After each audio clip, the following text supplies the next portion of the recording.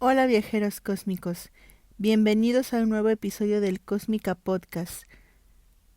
Como saben, mañana es 31 de octubre, lo cual significa que ya es Halloween, y por tanto, en Cósmica Fancy no queríamos dejar pasar la oportunidad para festejar esta fecha tan spooky y que a la mayoría del equipo le fascina.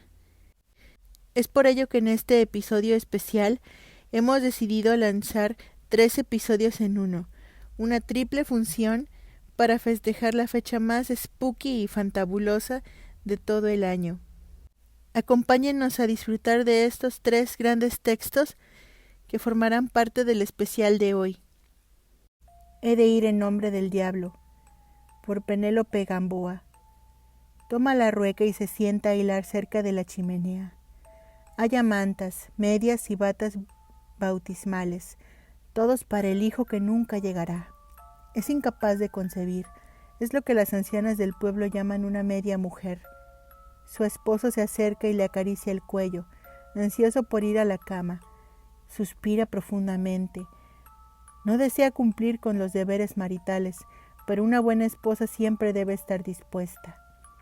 Más tarde, en la madrugada, sueña que visita a la reina de las hadas, que es una liebre corriendo por las tierras altas, que vuela por los aires y ve países de los cuales nunca ha escuchado hablar. En el día, estos sueños se transforman en visiones vívidas. No hay mucho que la esposa de un campesino pueda hacer durante el día. Mientras él ara los campos de su laird, hace pan, ordeña a las cabras del corral que ha llamado Titania y Oberón, los reyes de las hadas, hilar e hilar cerca de la chimenea. Como no sabe leer ni escribir, imagina historias fantásticas en las cuales los animales hablan y las personas no. En ocasiones, imagina que son las otras manos que acarician su cuerpo sobre del camisón de dormir. Su esposo nada sabe de esto.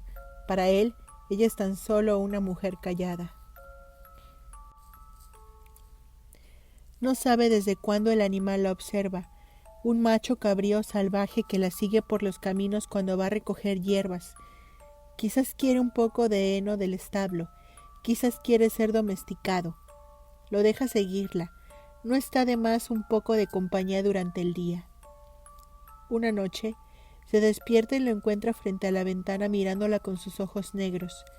El animal se da la vuelta y echa a correr hacia la iglesia del pueblo. Sin saber bien por qué, se pone sus zapatos y lo sigue. Su esposo no se da cuenta de nada, tiene el sueño pesado. Entra en la iglesia y encuentra al macho cabrío en el altar, el mismo lugar en donde el sacerdote santifica el cuerpo de Cristo. He estado observándote, Isobel. La voz del macho cabrío la saca una sonrisa. Es exactamente como la ha imaginado en sus fantasías. No deberías estar en el altar, es un lugar sagrado. Hace mucho tiempo fui un ángel. Dios me tenía en muy alta estima. Pero caíste, y ahora eres tan solo un macho cabrío. El animal le da una vuelta completa al altar. Por un extremo entra en 4 patas y por el otro sale en 2. Ahora es un hombre alto y atractivo, vestido de negro y con pezuñas bifurcadas en lugar de pies. Puedo darte lo que desees. Firma mi libro y te daré un hijo. Las palabras del hombre la hacen reír. El diablo nada conoce de sus deseos. Supone que desea un hijo porque es mujer infértil. No quiero un hijo, diablillo tonto. ¿Qué deseas entonces? Dímelo y yo te lo daré. Quiero visitar el país de las hadas. Quiero convertirme en liebre. Quiero volar por los aires y ver las tierras que hay más allá de Escocia. Todo eso tendrás y más. Frente al libro se da cuenta que puede escribir. La pluma se desliza sobre el papel y forma las líneas de su nombre como si una fuerza invisible guiara su mano. El diablo pone su marca en su hombro y chupa sangre de ahí, un gesto que le excita más que cualquier caricia de su esposo. Se quita los zapatos y el camisón de dormir. Un pacto con el diablo debe ser sellado con cópula, y es la primera vez que siente el deseo en su propia piel. No piensa en su esposo, dormido en el lecho matrimonial. Piensa en el hombre bestia que la tumba en el suelo, en sus pezuñas bifurcadas y ojos negros. No le importa que su miembro sea frío y su carne también. Es un amante más atento que su esposo, y eso basta para el éxtasis. Tampoco le importa que ambos estén en una iglesia. Cosas peores se han hecho en el nombre de Dios. Su simiente helada la llena hasta lo más profundo. Acaba de recibir el bautismo infernal. Deberá besar el trasero de su Señor y renunciar a su fe cristiana, una petición que está muy dispuesta a cumplir. ¿Por qué contentarse con ser la esposa de un campesino cuando puede ser la amante del rey de las tinieblas? El diablo vuelve a tomar la forma de un macho cabrío y ella lo sigue desnuda hasta los campos verdes. El encantamiento para transformarse en liebre surte efecto bajo la luz de la luna llena. Es hora de ir a la aquelarre y conocer a las demás brujas. En la sombra, por Carla Hernández. Osiris se quedó paralizado por el miedo mucho antes de cruzar aquel portal que tantas veces lo había aterrorizado de pequeño cuando acostumbraba a jugar en el patio de su casa hasta altas horas de la noche, y que había sido una fuente de inspiración para innumerables terrores nocturnos. Dentro de aquel cobertizo había toda clase de herramientas y aparatos que ahora yacían olvidados. Había muchas cosas, menos lo que él estaba buscando. Un poco más aliviado después de aquella breve exploración, Osiris decidió salir para regresar a dormir al lugar familiar, pensando que quizás nunca había habido absolutamente nada en la oscuridad que quisiera hacerle daño. No había terminado de sacar los pies de la puerta cuando sintió un potente escalofrío en la nuca que le erizó cada pelo. Se volteó para ver qué era lo que había provocado aquella sensación. No encontró nada. Su corazón comenzó a latir con un ritmo desenfrenado. Osiris corrió hasta la puerta de su casa y cerró inmediatamente la puerta. Pensando que únicamente había exagerado con su reacción, se metió a su antigua habitación. Sin que se hubiera dado cuenta, ya había oscurecido. Estaba en su cama intentando dormir, tratando de evitar los terrores nocturnos que en su mente ya estaban cobrando forma. De repente, el aire en la habitación de enfrente empezó a volverse pesado. Y una serie de pasos comenzaron a resonar en el pasillo. Esa situación no sería extraña si no fuera por el hecho de que estaba completamente solo esa noche. No había nadie más que pudiera hacer crujir el viejo piso de madera cercano a la escalera. El chirrido se escuchaba cada vez con mayor insistencia. Recordando el tiempo de su infancia, Osiris se cubrió la cabeza usando el edredón para evitar ver algo que pudiera perturbarlo. Por un momento, parecía que en la oscuridad por fin se había hecho el silencio, como si aquella vieja casona hubiera recuperado la calma. No obstante, al poco tiempo, aquellos sonidos extraños comenzaron a escucharse en la habitación donde él se encontraba. Un aire más frío que cualquier otro que hubiera sentido en su vida le arrancó el edredón. Ahora Osiris estaba expuesto. No quería abrir los ojos, se negaba a reconocer aquella presencia extraña. A la sombra no pareció importarle, únicamente se acercó cada vez más con el cuerpo construido de la nada, con aquella espeluznante sonrisa en los labios descarnados. Con un leve susurro en su oído, la sombra le dijo: "Te quedarás conmigo para siempre". Osiris quiso correr, pero ya era demasiado tarde, que había caído en la trampa, y sus ojos empezaron a salir de sus órbitas para acabar en la boca de la sombra que por tanto tiempo lo había atormentado. El gato negro, Edgar Allan Poe. No espero ni pido que alguien crea en el extraño, aunque simple relato que me dispongo a escribir. Loco estaría si lo esperara. Cuando mis sentidos rechazan su propia evidencia. Pero no estoy loco, y sé muy bien que esto no es un sueño. Mañana voy a morir, y quisiera aliviar hoy mi alma.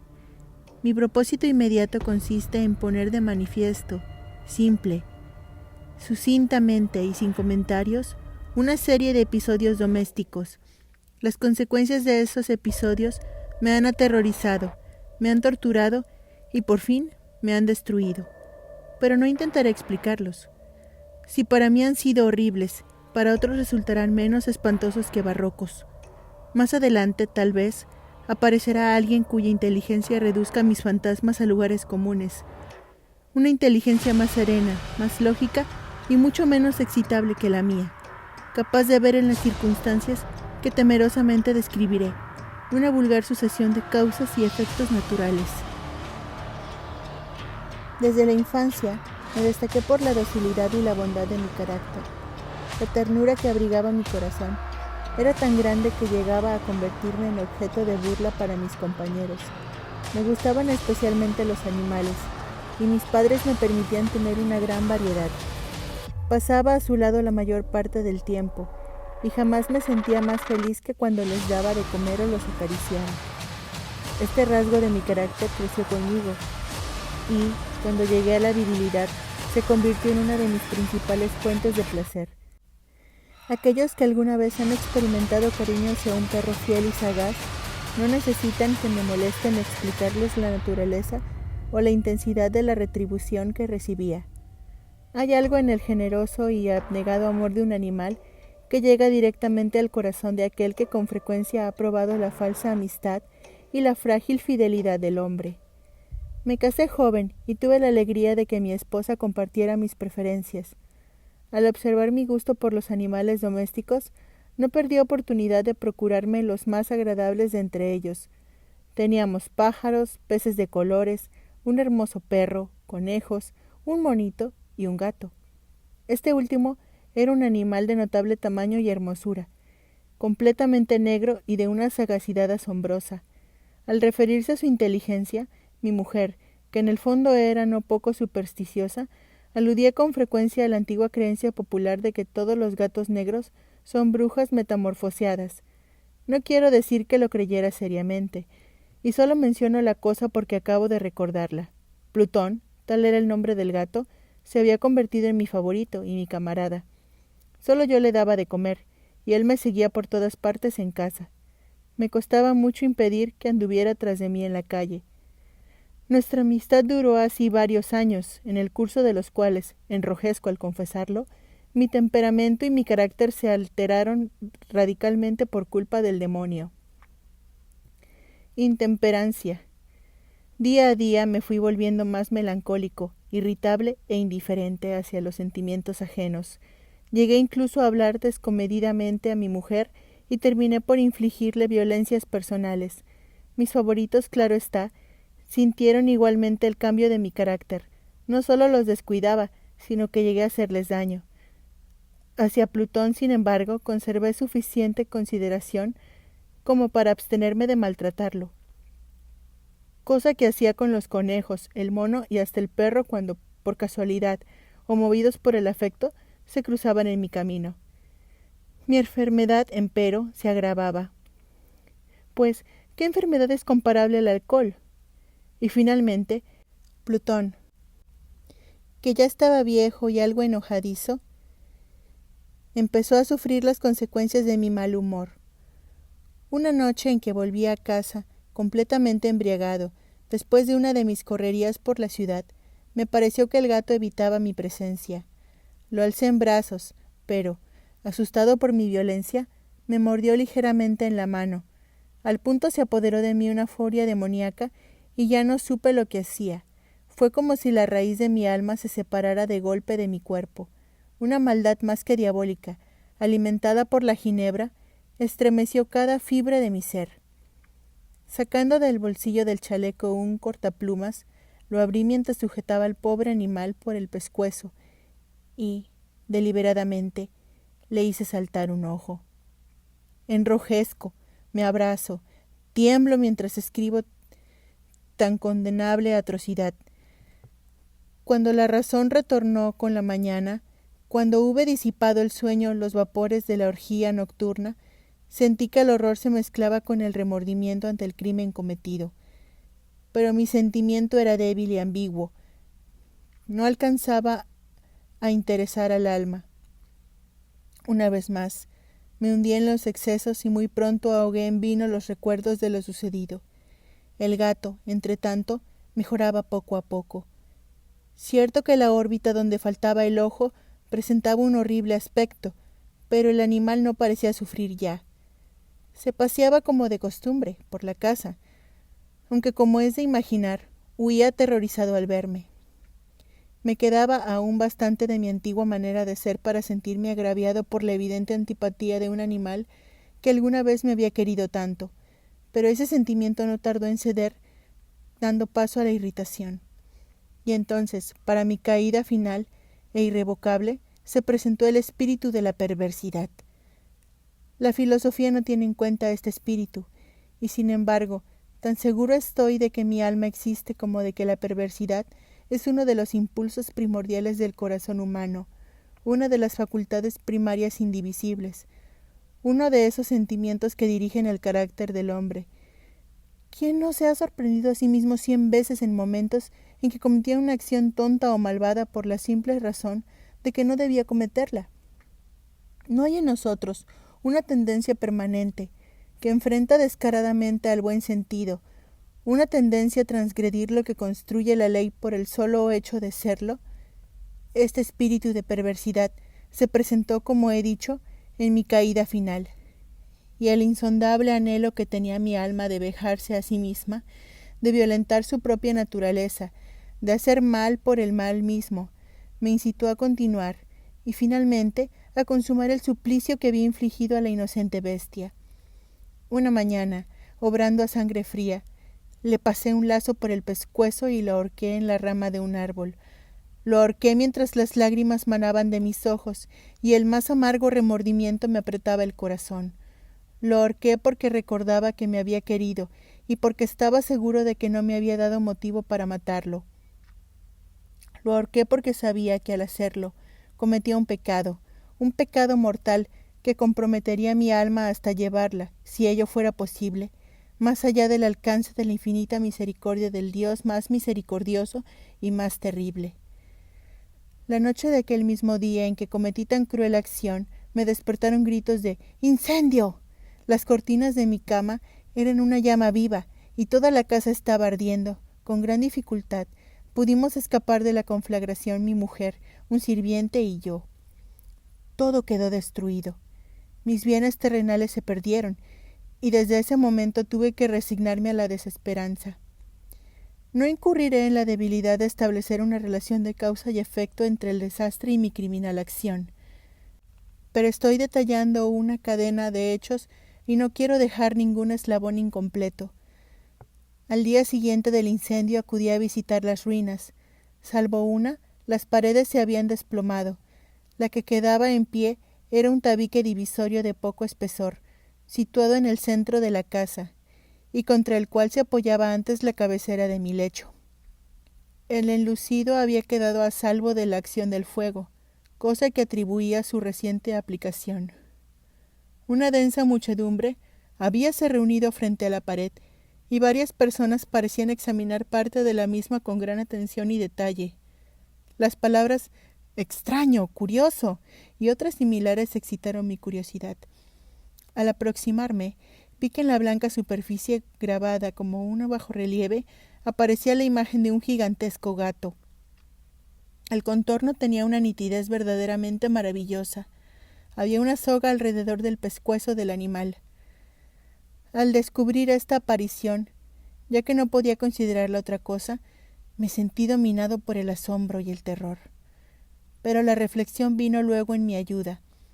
Recordé que había ahorcado al gato en un jardín contiguo a la casa. Al producirse la alarma de incendio, la multitud había invadido inmediatamente el jardín. Alguien debió de cortar la soga y tirar al gato en mi habitación, por la ventana abierta. Sin duda, habían tratado de despertarme en esa forma. Probablemente la caída de las paredes comprimió a la víctima de mi crueldad contra el enlucido recién aplicado, cuya cal, junto con la acción de las llamas y el amoníaco del cadáver, produjo la imagen que acababa de ver. Si bien en esta forma quedó satisfecha mi razón, ya que no mi conciencia, sobre el extraño episodio, lo ocurrido impresionó profundamente mi imaginación. Durante muchos meses no pude librarme del fantasma del gato, y en todo ese tiempo dominó mi espíritu un sentimiento informe que se parecía, sin serlo, al remordimiento. Llegué al punto de lamentar la pérdida del animal, y buscar en los viles antros que habitualmente frecuentaba algún otro de la misma especie y apariencia que pudiera ocupar su lugar. Una noche en que, borracho a medias, me hallaba en una taberna más que infame, reclamó mi atención algo negro posado sobre uno de los enormes toneles de ginebra que constituían el principal moblaje del lugar.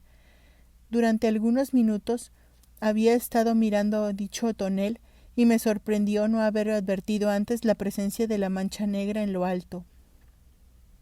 Me aproximé y la toqué con la mano. Era un gato negro muy grande, tan grande como Plutón, y absolutamente igual a éste, salvo un detalle. Plutón no tenía el menor pelo blanco en el cuerpo, mientras este gato mostraba una vasta, aunque indefinida mancha blanca que le cubría casi todo el pecho. Al sentirse acariciado, se enderezó prontamente ronroneando con fuerza. Se frontó contra mi mano y pareció encantado de mis atenciones. Acababa, pues, de encontrar el animal que precisamente andaba buscando. De inmediato propuse su compra al tabernero, que me contestó que el animal no era suyo y que jamás lo había visto antes ni sabía nada de él.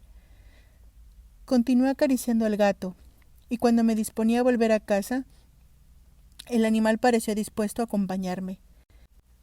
Le permití que lo hiciera, deteniéndome una y otra vez para inclinarme y acariciarlo. Cuando estuvo en casa, se acostumbró a ella de inmediato y se convirtió en el gran favorito de mi mujer. Por mi parte, pronto sentí nacer en mí una antipatía hacia aquel animal. Era exactamente lo contrario de lo que había anticipado, pero sin que pueda decir cómo ni por qué, su marcado cariño por mí me disgustaba y me fatigaba.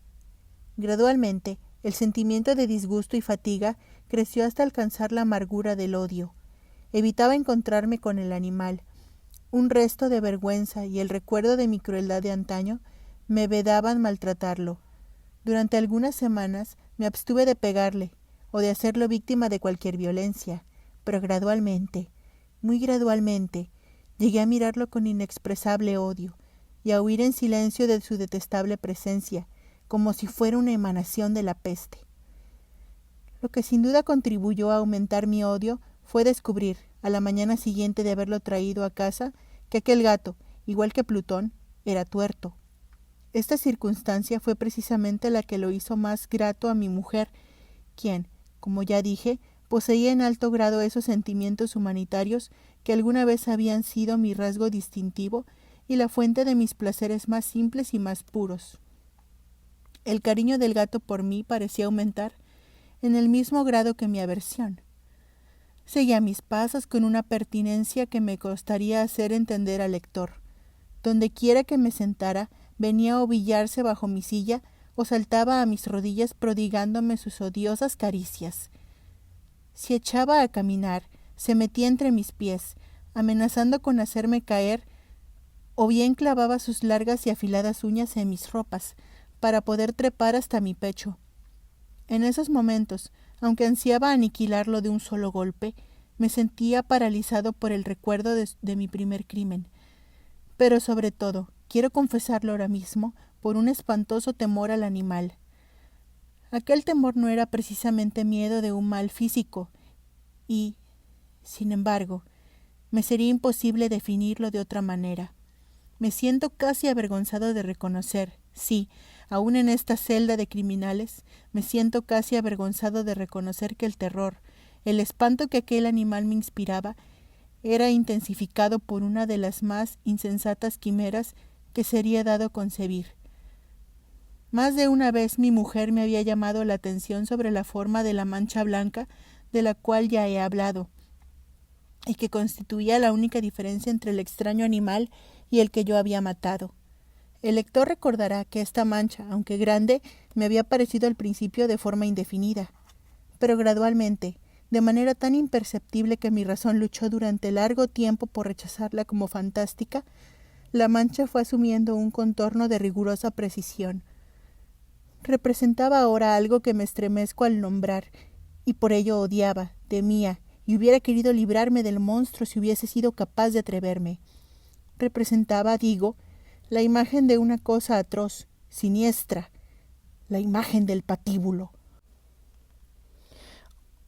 Oh lúgubre y terrible máquina del horror y del crimen, de la agonía y de la muerte. Me sentí entonces más miserable que todas las miserias humanas. Pensar que una bestia cuyo semejante había yo destruido desdeñosamente, una bestia era capaz de producir tan insoportable angustia en un hombre creado a imagen y semejanza de Dios. ¡Ay! Ni de día ni de noche pude ya gozar de la bendición del reposo. De día, aquella criatura no me dejaba un instante solo. De noche, despertaba hora a hora de los más horrorosos sueños para sentir el ardiente aliento de la cosa en mi rostro y su terrible peso, pesadilla encarnada, de la que no me era posible despertarme, apoyado eternamente sobre mi corazón. Bajo el agobio de tormentos semejantes, sucumbió en mí lo poco que me quedaba de bueno.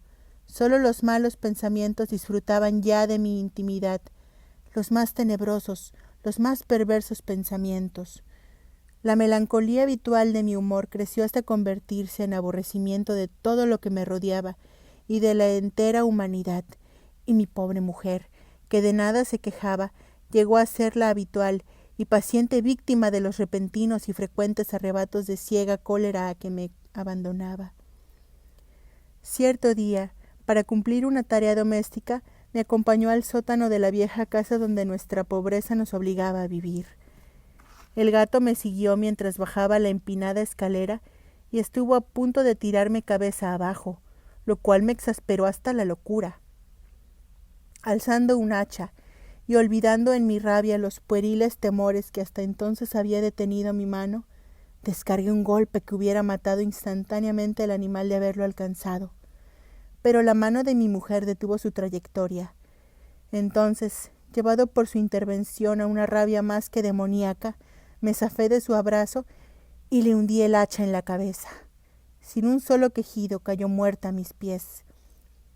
Cumplido este espantoso asesinato, me entregué al punto y con toda sangre fría a la tarea de ocultar el cadáver. Sabía que era imposible sacarlo de casa, tanto de día como de noche, sin correr el riesgo de que algún vecino me observara. Diversos proyectos cruzaron mi mente. Por un momento pensé en descuartizar el cuerpo y quemar los pedazos. Luego se me ocurrió cavar una tumba en el piso del sótano. Pensé también si no convenía arrojar el cuerpo al pozo del patio o meterlo en un cajón como si se tratara de una mercancía común y llamar a un mozo de cordel para que lo retirara de casa. Pero al fin di con lo que me pareció el mejor expediente y decidí emparedar el cadáver en el sótano, tal como se dice que los monjes de la Edad Media emparedaban a sus víctimas. El sótano se adaptaba bien a este propósito.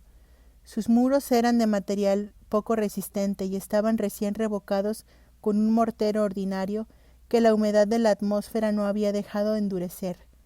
Además, en una de las paredes se veía la saliencia de una falsa chimenea, la cual había sido rellenada y tratada de manera semejante al resto del sótano. Sin lugar a dudas, sería muy fácil sacar los ladrillos en esa parte, introducir el cadáver y tapar el agujero como antes, de manera que ninguna mirada pudiese descubrir algo sospechoso. No me equivocaba en mis cálculos. Fácilmente saqué los ladrillos, con ayuda de una palanca, y, luego de colocar cuidadosamente el cuerpo contra la pared interna, lo mantuve en esa posición mientras aplicaba de nuevo la mampostería en su forma original. Después de procurarme argamasa, arena y cerda, preparé un enlucido que no se distinguía del anterior, y revoqué cuidadosamente el nuevo enladrillado. Concluida la tarea, me sentí seguro de que todo estaba bien. La pared no mostraba la menor señal de haber sido tocada. Había barrido hasta el menor fragmento de material suelto. Miré en torno, triunfante, y me dije, aquí por lo menos no he trabajado en vano. Mi paso siguiente consistió en buscar a la bestia causante de tanta desgracia, pues al final me había decidido a matarla. Si en aquel momento el gato hubiera surgido ante mí, su destino habría quedado sellado, pero, por lo visto, el astuto animal, alarmado por la violencia de mi primer acceso de cólera, se cuidaba de aparecer mientras no cambiara mi humor. Imposible describir o imaginar el profundo, el maravilloso alivio que la ausencia de la detestada criatura trajo a mi pecho. No se presentó aquella noche, y así, por primera vez desde su llegada, pude dormir profunda y tranquilamente. Sí, pude dormir, aun con el peso del crimen sobre mi alma. Pasaron el segundo y el tercer día, y mi atormentador no volvía. Una vez más respiré como un hombre libre. Aterrado, el monstruo había huido de casa para siempre. Ya no volvería a contemplarlo. Gozaba de una suprema felicidad, y la culpa de mi negra acción me preocupaba muy poco. Se practicaron algunas averiguaciones a las que no me costó mucho responder. Incluso hubo una perquisición en la casa, pero naturalmente no se descubrió nada. Mi tranquilidad futura me parecía asegurada. Al cuarto día del asesinato, un grupo de policías se presentó inesperadamente y procedió a una nueva y rigurosa inspección. Convencido de que mi escondrijo era impenetrable, no sentí la más leve inquietud. Los oficiales me pidieron que los acompañara en su examen. No dejaron hueco ni rincón sin revisar. Al final, por tercera o cuarta vez, bajaron al sótano. Lo seguí sin que me temblara un solo músculo. Mi corazón latía tranquilamente, como el de aquel que duerme en la inocencia. Me paseé de un lado al otro del sótano. Había cruzado los brazos sobre el pecho y andaba tranquilamente de aquí para allá. Los policías estaban completamente satisfechos y se disponían a marcharse. La alegría de mi corazón era demasiado grande para reprimirla. Ardí en deseos de decirles, por lo menos, una palabra como prueba de triunfo y confirmar doblemente mi inocencia. «Caballeros», dije por fin cuando el grupo subía la escalera, «me alegro mucho de haber disipado sus sospechas. Les deseo felicidad y un poco más de cortesía. Dicho sea de paso, caballeros, esta casa está muy bien construida». En mi frenético deseo de decir alguna cosa con naturalidad, casi no me daba cuenta de mis palabras. Repito que es una casa de excelente construcción. Estas paredes, ya se marchan ustedes, caballeros, tienen una gran solidez. Y entonces, arrastrado por mis propias bravatas, golpeé fuertemente con el bastón que llevaba en la mano sobre la pared del enladrillado, tras de la cual se hallaba el cadáver de la esposa de mi corazón. Que Dios me proteja y me libre de las garras del archidemonio. Apenas había cesado el eco de mis golpes cuando una voz respondió desde dentro de la tumba. Un quejido, sordo y entrecortado al comienzo, semejante al sollozar de un niño, que luego creció rápidamente hasta convertirse en un largo, agudo y continuo alarido, anormal, como inhumano, un aullido, un clamor de lamentación, mitad de horror, mitad de triunfo, como sólo se puede haber brotado en el infierno de la garganta de los condenados en su agonía y de los demonios exultantes en la condenación. Hablar de lo que pasé en ese momento sería locura. Presa de vértigo, fui tambaleándome hasta la pared opuesta. Por un instante, el grupo de hombres en la escalera quedó paralizado por el terror. Luego, una docena de robustos brazos atacaron la pared, que cayó de una pieza. El cadáver, ya muy corrompido y manchado de sangre coagulada, apareció de pie ante los ojos de los espectadores. Sobre su cabeza, con la roja boca abierta y el único ojo como de fuego, estaba agazapada la horrible bestia cuya astucia me había inducido al asesinato y cuya voz delatora me entregaba al verdugo. Había emparedado al monstruo en la tumba.